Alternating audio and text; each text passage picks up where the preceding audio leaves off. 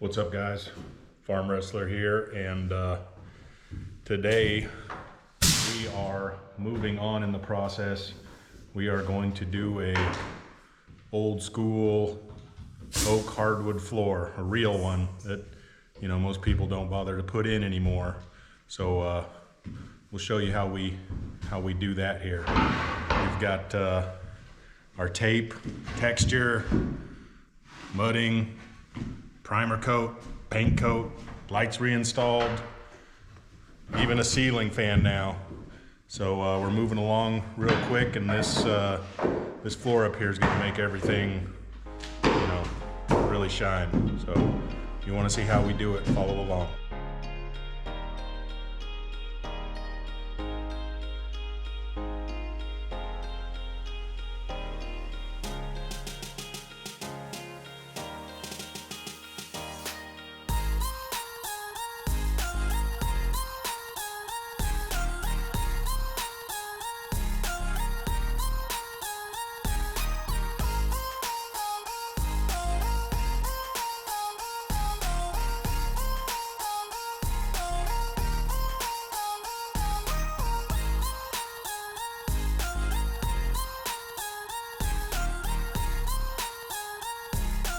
So basically we've got these pennies in place as spacers to allow for expansion during the times of year when this wood's going to pick up a lot of moisture here in Oklahoma. And basically a penny to a nickel every 18 to 24 inches will cover what expansion we go through down here in this swampy times of year.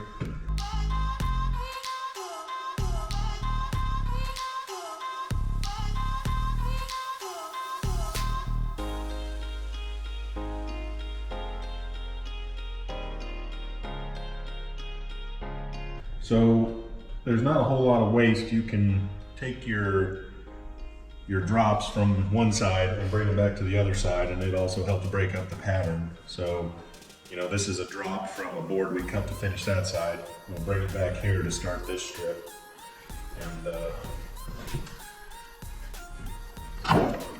and we'll be good.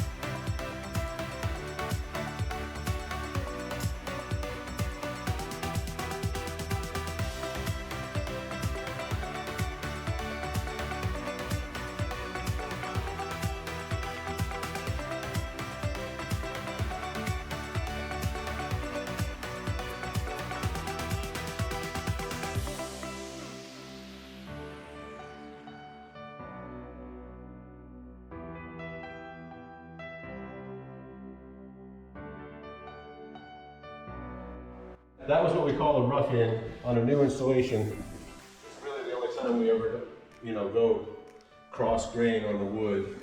It tears it pretty hard, but that'll get it married to the next board the quickest. And basically after that, we're always in line with the grain of the wood.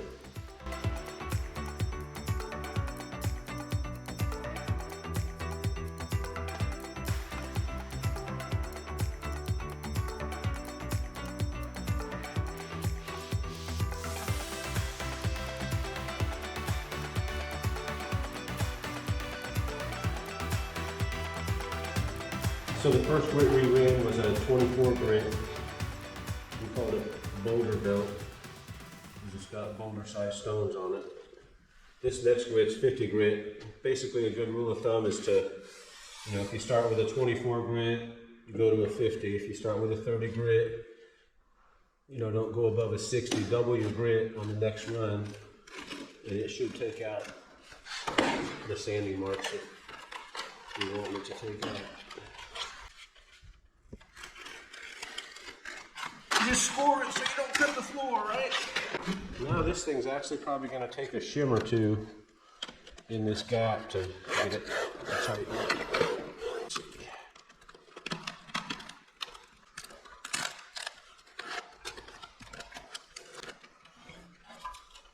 Just happen to have one.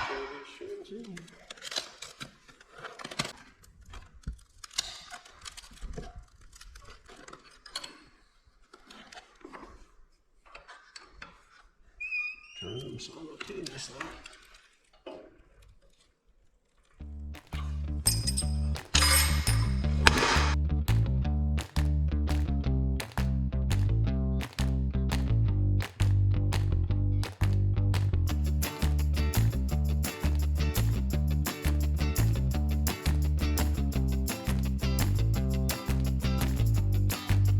So we're working on these stair treads here, and it'll kind of give you an idea of what we're doing with the main floor up top.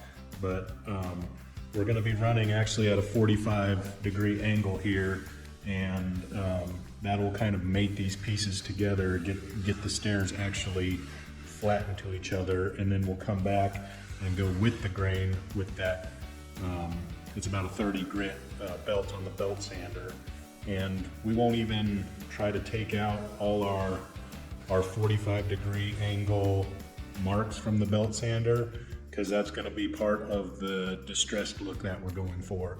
So we'll leave those, and you'll see them come out, especially when we start to stain and everything. Now we'll come back with our 60 grit and start smoothing it out a little bit.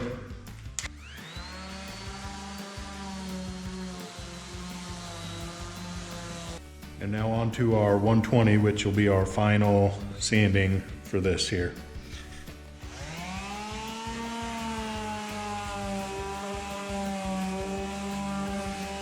Now we'll hand sand this bull nose that we did on the routing table earlier.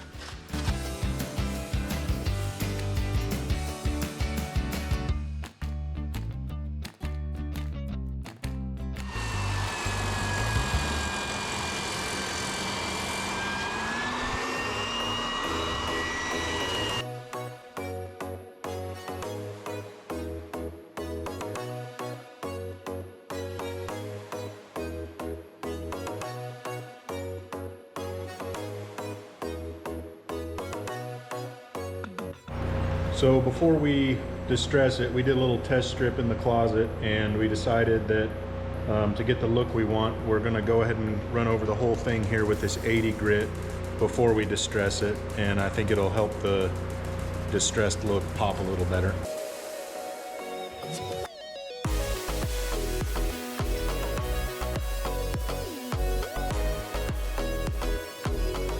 So now we're moving on to the actual distressing, and we went back up to the boulder belt, the 26 grit, and we're just gonna bump it on the floor here somewhat randomly, diagonal, perpendicular, to try to get some of that sawmill type look, or a tooled look.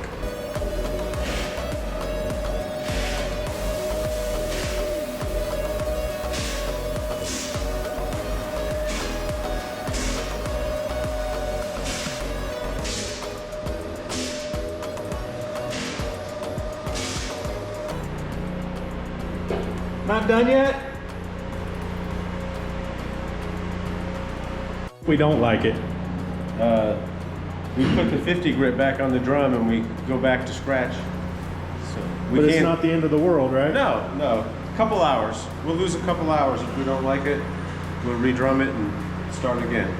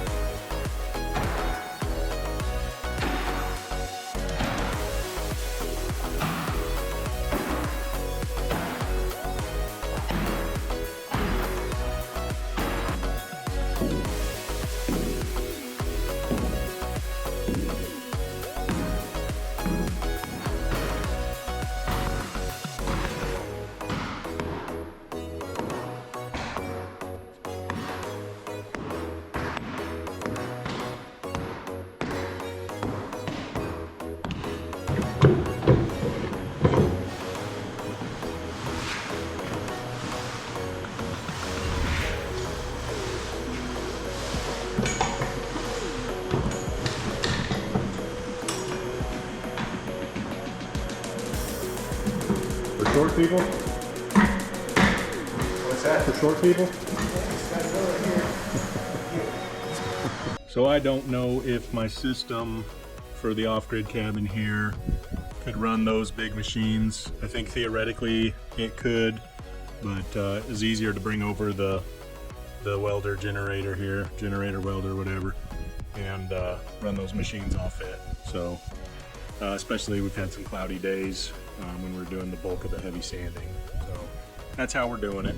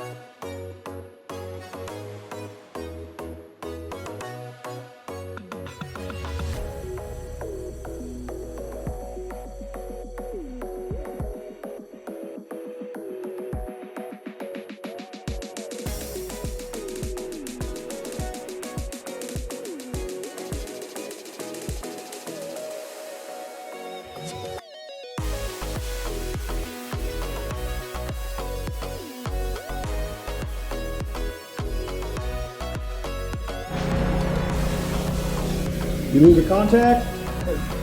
Yeah, both of them. Can't see a damn thing now.